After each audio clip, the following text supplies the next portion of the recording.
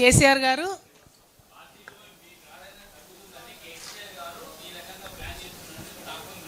అచ్చా కేసీఆర్ గారే నన్ను బయటకు పంపించి ఇంకో పార్టీ పెట్టా వచ్చాచ్చు. అట్లాంటిది ఏం లేదు బ్రదర్. ఇప్పుడు కేసీఆర్ గారికి నాకు ఒకటి మంచి అలవాటు ఉంది, ఏదున్నా ముఖం మీదనే చెప్తాం, స్ట్రేట్ ఫార్వర్డ్ ఉంటాం. ఒకవేళ అట్లా వేసేది ఉంటే కూడా అట్లా చెప్తారు, నువ్వే బయటకు పోయి పార్టీ పెట్టుకొని. అట్లా కావాలంటే ఒక సర్వే వేసుకుంటే తెలిసిపోద్ది కదా ఎవరికి ప్రజాదరణ ఉందో, దానికి ఇంత వేసుడు ఎందుకు. ఇది ఈ జరిగినటువంటి సంఘటనలన్నీ కూడా చాలా అన్ఫార్చునేట్ జరిగినాయి. పోరాటాల పార్టీకి ఇట్లాంటి పరిస్థితి రాకూడదు, వచ్చింది. కాబట్టి ఏం చేయాలి ఏంది అనేటటువంటిది ఫ్యూచర్లో ప్రజలే నిర్ణయిస్తారు.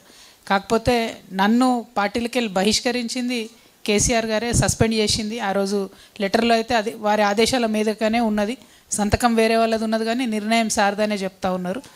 సార్కున్న మంచి అలవాటు ఏంటంటే, ఒకవేళ ఇట్లాంటి పెద్ద స్కీమ్ మీరు చెప్పినట్టు నన్ను బయటకు పంపించి ఇంకో పార్టీ పెట్టించి నన్ను సీఎం చేసి ఇట్లాంటివి ఉంటే అది కూడా పత్రికా ముఖంగా చెప్తారు.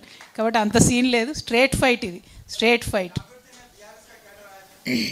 जागृति में बीआरएस का कैडर आया, क्या बोल रहे? अब थोड़े तो लोग दिख रहे ना जी इधर।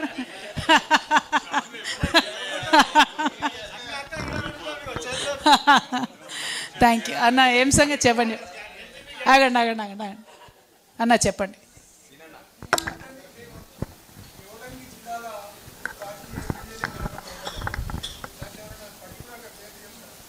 మీకు తెలియని కొత్త పేరు ఏమి ఉంటాయని నాకంటే ఎక్కువ మీకే తెలుసు.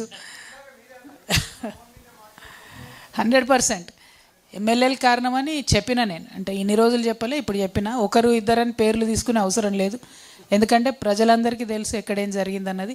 అంటే ఊకే సమస్యను చెప్పుకుంటే ఏదో మనము బాగా ఎక్కువ ప్రాధాన్యత ఇచ్చినట్టు అవుతుంది వాళ్ళకు, ఆ వ్యక్తులకు అంత ప్రాధాన్యత ఇవ్వదలుచుకోలే నేను. అది జరిగిపోయింది, 5-6 ఏళ్ళు అయిపోయింది. నేను నా అంతటి నేను ఎప్పుడు చెప్పలే, అంటిల్ ఈ పరిస్థితి వచ్చేంతవరకు ఇప్పుడు ఫస్ట్ టైం చెప్తున్నట్టున్నా.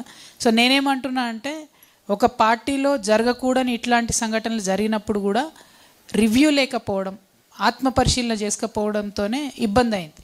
నేను బలంగా నమ్ముతున్నా, నేను ఎంపీగా ఓడిపోయినప్పుడు ఆత్మపరిశీలన చేసుకొని ఉంటే బీఆర్ఎస్ పార్టీ మొన్న ఎన్నికల్లో ఓడిపోయేది కాదు. ఎవరి పనితీరు ఏంటిది, ఏ ఎమ్మెల్యే ఏం చేస్తున్నాడు, ఏ ఎమ్మెల్యే అవినీతి ఏంటిది, ఎవరిని ఎట్లా ఇబ్బంది పెడుతున్నారు అనేటటువంటి విషయాలు పరిశీలన చేసుకొని ఉంటే మొన్న బీఆర్ఎస్ పార్టీకి ఎదురు లేకుండా ఉండేది.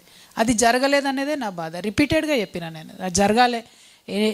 తర్వాత ఇందాక మా మురళన్న ఆవేశంగా మాట్లాడాను, ఓడిపోయిన తర్వాత రివ్యూ పెడితే చాలామంది అదే చెప్పిండ్రు, మీరు మాటి మాటికి పెట్టాలి రివ్యూలు, ఇప్పుడు పెట్టడం కాదు అని చెప్పి. అన్న ఏం సార్?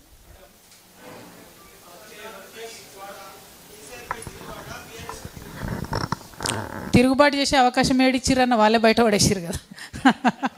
తిరుగుబాటు లేదు, నేను నా బాట ఎత్తుక్కుంటున్నా, అందుకే జనం బాట పట్టిన. తిరుగుబాటు అనేది ఏం లేదు.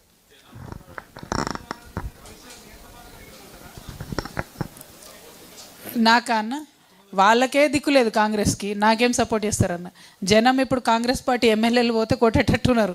ఆ యూరియాల లైన్లు, పోయినటువంటి పంటలు, పెట్టనటువంటి కాంటాలు, అది చాలా దారుణంగా ఉంది కాంగ్రెస్ పార్టీ పరిస్థితి. గ్రౌండ్లో చాలా ప్రజాదరణ కోల్పోయింది. అనుకోకుండా అధికారంలోకి వచ్చిండ్రు, దాన్ని నిలుపుకోలేకపోయారు. ఆ మునిగిపోయే పడవతో కాంగ్రెస్తో నాకేం పని ఉంటుందన్న, వాళ్ళతో మాకు అవసరమే లేదు. నా వెనక ఇంతమంది ఉన్నారు, నాకు వాళ్ళతో పనే లేదు. Thank you.